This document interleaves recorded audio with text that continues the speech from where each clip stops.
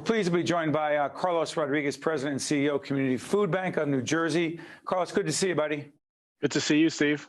Yeah, we're taping on the 10th of May. It'll be seen later. Tell everyone what the Community Food Bank is while we put up your website so people understand the critically important role you and your colleagues play.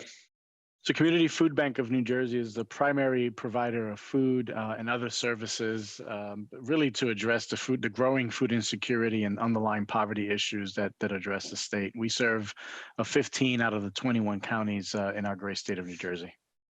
How bad are things right now as it relates to food insecurity? Well, the need is not going away. We predicted 56% increase in food insecurity at the onset of the pandemic, and we've seen that reality kind of unfold in communities throughout the state. We're working hard with our local partners, new partners in many cases, and the resources that we've been entrusted with to not only address that immediate need, but also work on the long recovery in front of us. So when people talk about the New Jersey recovering, the national recovery, the economic recovery, things are better, and they are to a large extent. That does not affect everyone across the board in the same way. That's true. I mean, let's just put things in perspective. Before the pandemic, we had a thriving economy by many measures, and yet we had just shy of 10% of the population that was food insecure. Since then, we know the economic impact that the pandemic has caused on so many families. We know how many were vulnerable, just barely holding on before the pandemic and became food insecure since the pandemic. And so what that tells us, and what other disasters tell us, like the Great Recession, is that it takes families that have suffered food insecurity during a crisis a lot longer to climb out of that need, despite and even sometimes with the tailwind of a good economy behind them. It's very simple to understand why, Steve. For every month that a food insecure family has been without the resources that they needed to make ends meet, they just have that much more of a financial debt to climb or financial hill to climb out of. Let me ask you a question. We're doing a series on New Jersey leaders who make a difference, who matter, and you obviously do and have for a long time. But in this space of food insecurity issues, hunger issues, why are you so personally committed to this field? Well, Steve, I mean, I know this work.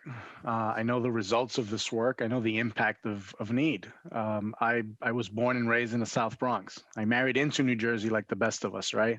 But I know growing up how programs like this have an impact, even before I knew what a not-for-profit was.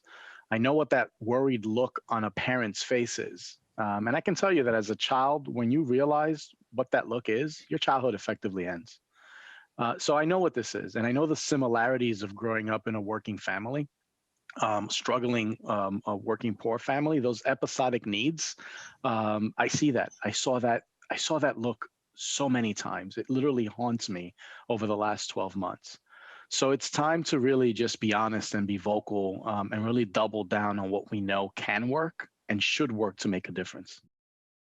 Klaus, we've been putting up your website. If people, and again, we're not going to turn this into a fundraiser for your organization, but if people want to, it's money and volunteers. Is that correct? It's money, volunteer, and your voice. Explain the voice part. We need to be able to create awareness around what the problem really is and the fact that many families will continue to be struggling. The spotlight is going to move, right? We're already talking about the recovery, the vaccines, how many shots in arms. So hunger is going to go back to what it was, that behind closed door reality that many working families face.